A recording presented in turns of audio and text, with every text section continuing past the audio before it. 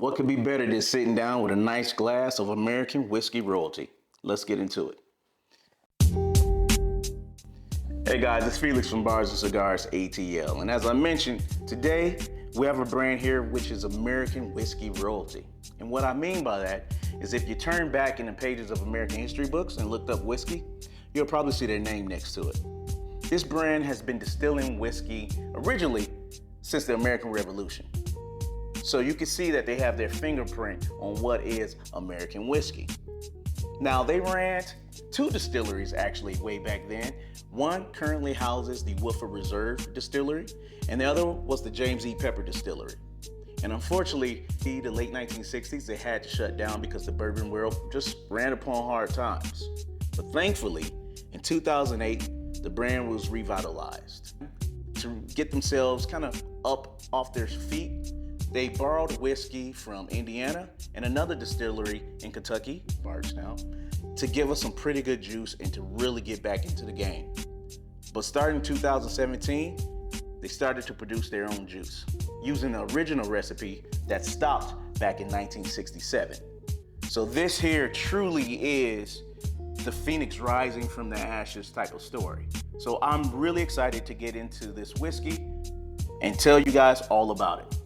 Now, before we actually crack the seal on this one, just to tell you a little bit more about the brand, you may know them more or seen their brand in the 1776 series that they have out. Also, Old Pepper, and you have their bottle and bond rye and their bottle and bond whiskey. This here today, we have the Decanter series. Barrel proof. This actually is a re-release from the Decanter series that stopped, I believe, in the 1940s. But what a beautiful way to bring it back. So this has been getting rave reviews. There's been a lot of talk about it. Is it just a pretty decanter, or is the juice inside really worth the punch? Again, I'm really excited to get into the whiskey itself. But first, again, this is a beautiful decanter glass with the old school text lettering on the front. Quite a hefty topper. And just really, really beautifully made. I really like this. Hopefully the juice is good representation of the glass and the brand itself. So as usual, what we like to do is, of course, talk about the appearance, talk about the nose, then we'll take it to the palate. And then I'll give you my overall summary of what I think of the brand. All right, so let's get into it.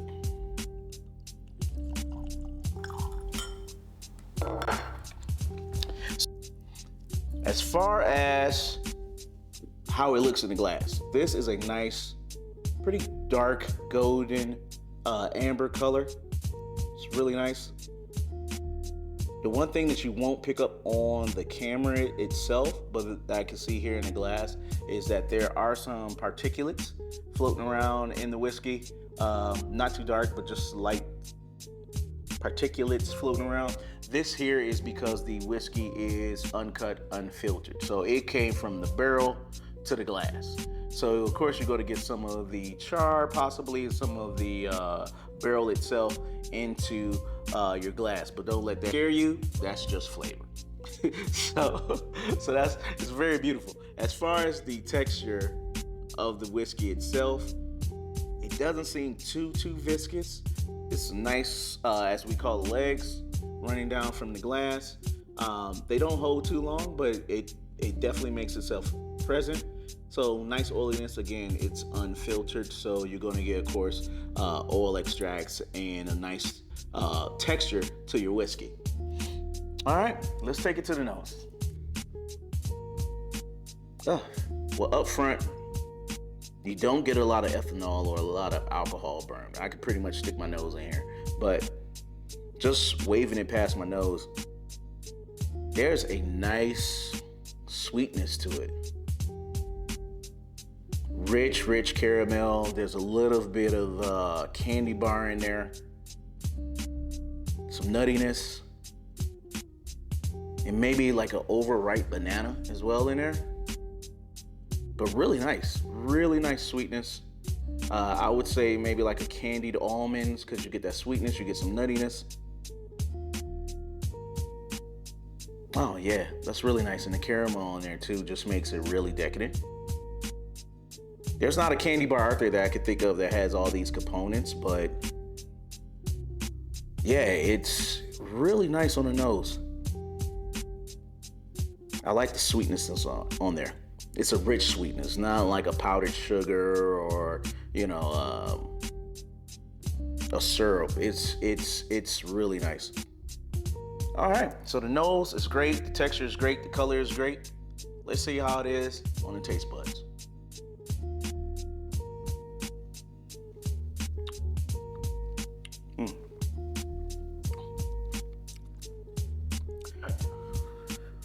So, the one thing that I immediately noticed is that sweetness.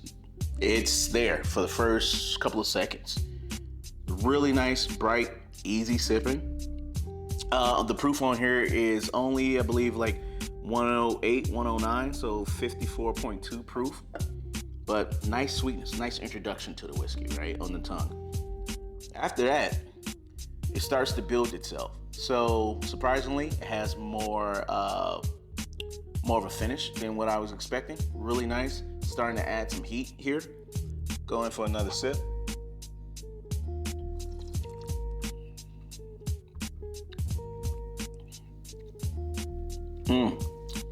Okay, it's evolving. One thing that I got on that one, the second sip, and maybe my palate had to get acclimated here, still starts off with that sweetness. But halfway through there, like after it got to the back of my tongue, you start to taste the depth that's in this. So it actually has a lot of spice, woodiness, some mintiness, some herbalness that really comes alive. So it evolves by the second taste here. The sweetness was up front. Give it about 3 seconds, 4 or 5. You started to get some pepper. You started to get a little bit of mint. You started to get the malt from the maltiness. And one thing that I may have neglected, this here is corn, rye, malted barley. So this here is going to give you each and every one of those, and you can taste the sweetness is probably from the corn. I don't know the percentages here, but you got the corn, but then that rye and that malt, again, at that 5-second mark, really starts to make itself present, and you actually feel it here. So it's a nice warminess to it. For it to only be 109 proof, that is actually, I think, really good. For those who may not be used to or exposed to a rye whiskey or a high proof whiskey, that heat that I'm getting and that spice may appear like it's a higher proof than what it is, or that it's hotter than what it is, but it's not. It's really just the complexity of notes and flavors that's in this blend or makeup of whiskey with the rye and the malt. So it's really good there. Also, this is the average on age is roughly 5.5, I believe I read, of the whiskey that's in this bottle here, but it drinks a lot older because of that complexity, right? Because of the evolution. You would think that you're sitting here with maybe a 8-year, 10-year, maybe a 12-year whiskey, but without the oakiness, right? So it's not over oaky like you would like an old 18-year or 15-year whiskey. So with that, so far, I'm leaning into a really good response and a really good summary to this. Price point here for this is, I believe, below $75. I believe it's like $69.99, and it's not allocated. So even though you've been hearing rave reviews about this, even though you may not have it in your store, believe me, it's not allocated. It's been on the shelf at a few local stores here in Atlanta, Georgia. Price point has been retail, not too crazy. So if you can find this, it should be on the shelf and it should be ready to go, and you should pick this one up here. I think it's really gonna enjoy it on the porch, outside, of course, with a cigar, as I typically do, but because of the layers and the complexity, it can stand up against a cigar. So it's, a nice mild body cigar. So very nice complexity for a whiskey that is, again, sub 7-8 years old.